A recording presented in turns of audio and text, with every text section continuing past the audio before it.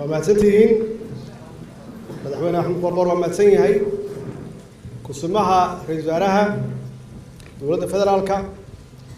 مدحونا ياشا دولة goboleedyada Puntland Galmudug Hirshabelle Koonfur Galbeed iyo Jubbaland gudoomiyaha gobolka Banaadir Marwada Koowaad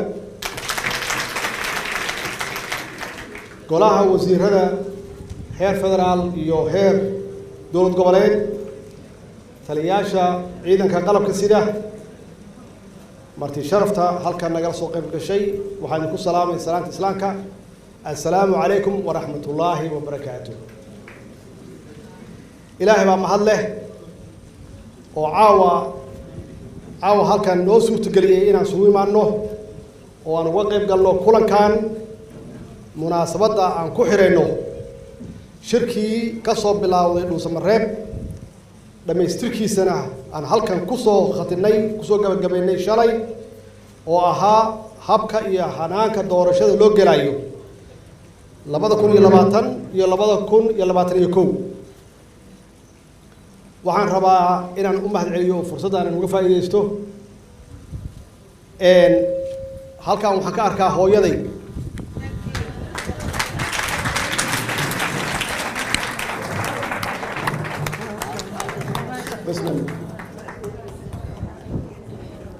hooyo waa mahadsan tahay fursaddan aan uga faa'iideysto si public ah inaan kugu mahad celiyo ilaahay ka sokow meesha aan taagnahay adaa ka mas'uula dib baa nala soo martay waadna soo korisay waxbaadna soo bartay hooyo waa ku mahadsan tahay qof walba halkan fadhiyo qof walba maqlaayana waa in waalidiinta saas la yiraahdo waa mahadsantihiin mar walbaba aan u duceyno intii dhimatay ilaahay inuu jannada siiyo kuwa noolna ilaahay caafimaad iyo cimri siiyo waxaan rabaa inaan u mahad celiyo madaxweyne qoorqoor xaqiiqatan mas-uuliyaddu is saaray oo awooddiisa ka weyn oo aad iyo aad u culus oo 3 gogol uu noo dhigay taas waxay muujinaysaa isaga iyo beelweynta galmudug inay yihiin xaqiiqatan dad soomaalinimada ku weyn oo u horeeya xalka Soomaaliya waa runtii kaaga mahad celinayaa madaxweyne adiga iyo dadweynaha guud ahaan reer galmudug khaasatan ama gaar ahaan Samareeb waxaan rabaa inaan u mahad celiyo madaxweynayaasha Hirshabelle iyo Koonfur Galbeed oo runtii nagala soo qayb galay Samareeb 3 oo runtii aan ku gaarnay meel waxay keeneen meel fog iyo iga soo kaxayeen waxay keeneen meel dhexe marmar waxaan siraahdaa ma waxay ku heshiiyeen ba oo la yiri rag kala maqnaada ninkan odayga ah madaxweynaha 4 sano wuxuu ku qar waayay ummad u sheegay qof iyo cod hal mar ma oran karno hal ugu noqdo mid dadbane annaga soo dhaweeyay idinku na suga arintaas waxay u baahan tahay baarid maxaa yeelay markii aan xaq isku tagnay waxaan yiri walaalayaalow qol gala idinku xal ii keena xal runtii ummadda Soomaaliyeed u qalmi kara oo wanaagsan oo macquul ah ii keena waxay iga maqnaayeen 7 saacadood way ugu soo noqdeen waxay ii keeneen heshiiskii ka soo baxay Samareeb 3 runtii waana ka naxay waana ku farxay oo waxaan ogahay labada kale oo maqan inay meel fog ka hadlayaan marka waxaan yiri intaan orod ku qaado bal wax kale la soo yimaadeen waxa laga yaabaa inay istaraatiijiya waxay ilaalinayaan nuclear inay hal mar ugu tuuraan nuclear option waxaan yiri see ummadda uga gadaa hawshan ileen 4 sano waxaan iibinaynay aan ummadda u sheegaynay shuruuc u sameynay ummadda Soomaaliyeed aan maalin iyo habeen baan u sheegaynay in dalku uu gali doono qof iyo cod waxay yiraahdeen rag kale meesha joogan ma ogide intaan qaado oo ummaddaada intaan u sheeg alxamdulillah wixina dhex marayna ummadda waa u sheegay waxayna ilaahayd ummaddu inay intaas ku qanceen hadda marka imaanshaha halkan ay yimaadeen sidoo kale aan sameeyay waxaan iri qoltaga shantiina fariista ii keena wax ummadda Soomaaliyeed ay ku qanacdo oo sharci iyo dastuur ku dhisan aniga raggaan moodaa inay la socdeen iyaga ugu horeeyaba taasa wax ugu abuurtay shaki u baahan in la baaro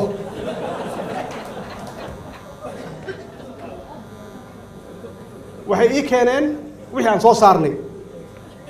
ilaan iyagu waa iga xishoonayeen saddexdii hore labadaas nin yay rabeen inay hadlaan idinku calaa ayi xaal hawshaasi runtii waxay ku dhammaatay wixii soo baxay waxaan idiin sheegayaa marka sababta looga tanaasulay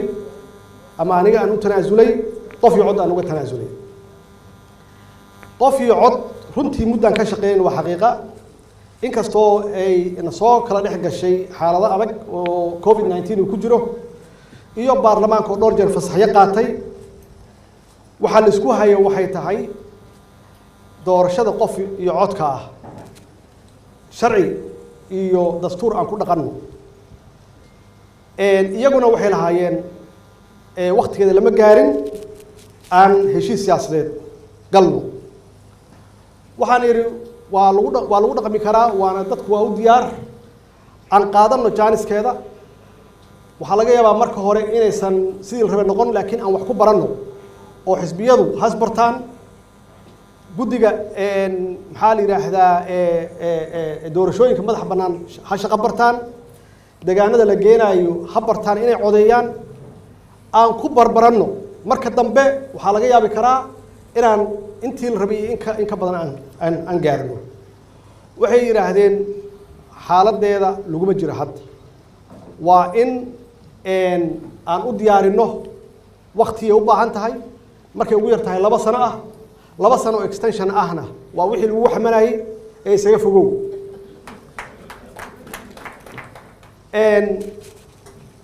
anigu waxaan ku taagnaa sharciga in la ilaaliyo iyo dastuurka oo aan u haysano maxaa la yiraahdaa legislation sharci baarlamaan ka soo baxay oo aan nagu wada saxiixnay iyo dastuurka iyo guddiga doorashada oo intaasoo sano loo tababarayay hawsha inay qabtaan arrintaas runtii waa nagu fogaatay waa isku mari weynay saddexdii bilood ee la soo dhaafay wax kale kamayn hadlayn waxaan isu sharxaynay faa'iidooyinka ee leedahay qof iyo cod iyaguna waxay ii sharxayeen inaysan hadda aan la samayn karin oo aysan diyaar ahayn oo loo baahan yahay waqti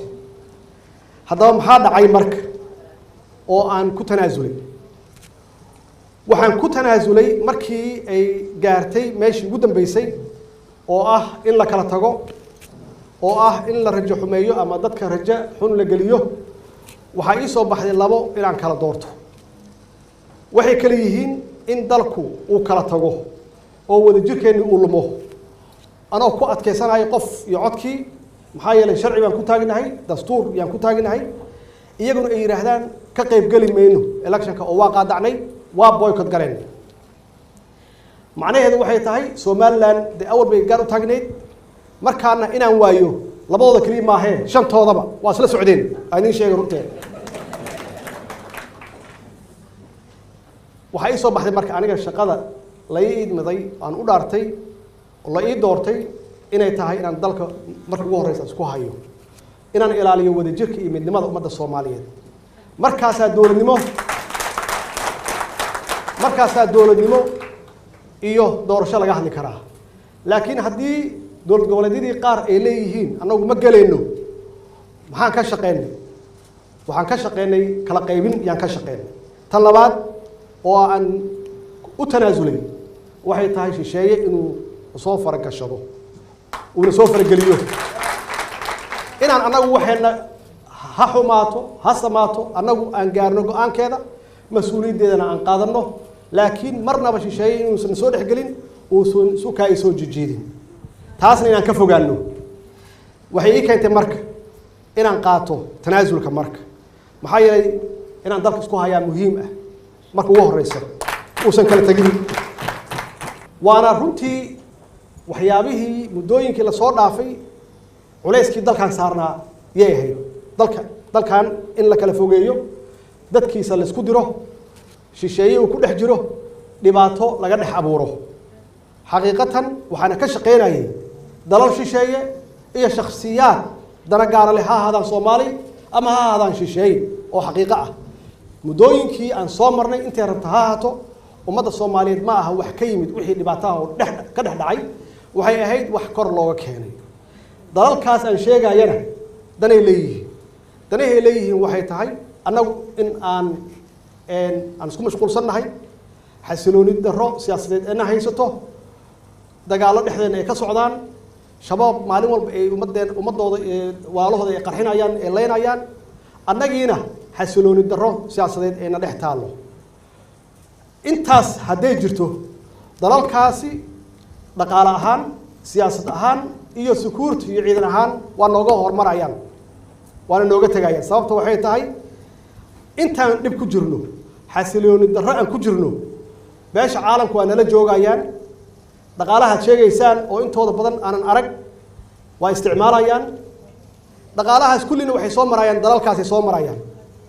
دلال كاس مركي صومرانا وحي استعمالايان بنوك تودا بنجيو وحي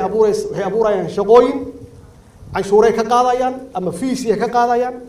دقالها سيميد أو دلال كاس كوسو مري شق أبوري وتهاي dadka u shaqeeya maxaan ku raahdaa NGO-yada dhanna waxay degan yihiin meelahaas degan yihiin guriye ka gateen ama guriye ka degan yihiin ama hoteelada ka degan yihiin lacagahaas haddaan xasilano waa joogsanayaan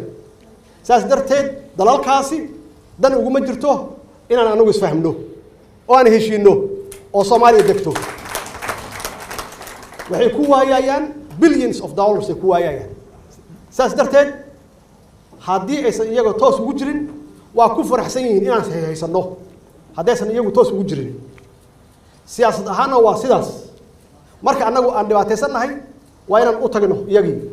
oo aan weydiisano inay heshiisiyaan inay adduunka tusaan Soomaaliya inay ka sareeyaan ka fiican yihiin ay ku dhex jiraan oo ay heshiisinayaan inay tusaan marka intaasna waxay ku helayaan leverage iyo ku helayaan adduunka ay uga helayaan ciidan iyo security waa sidaas in anagu waa tabar daranahay oo badahani maxaan ku raahdaa kalluunka laga xadayo maalin walba ama qashinka lagu daadinayo ama xuduudaheena ayna difaacan karin waa qayb kamid ah hadii stability aysan jirin dhaqaale ma jiro siyaasad ma jirto ciidanna ma jirto intaasna waxa aan uga bixi karnaa anagoo sutunaasuna yaan uga bixi karnaa taas yaa cadaatay marka aniga in aan ogolaado shisheeyeen soo dhex galaan in xaaladii aan ku jirnay oo xasilooni darrada ahayd inaan ku jirno in marba meelna looga yeero oo la isku dayo in la heshiisiyo haddana naga heshiin karnaba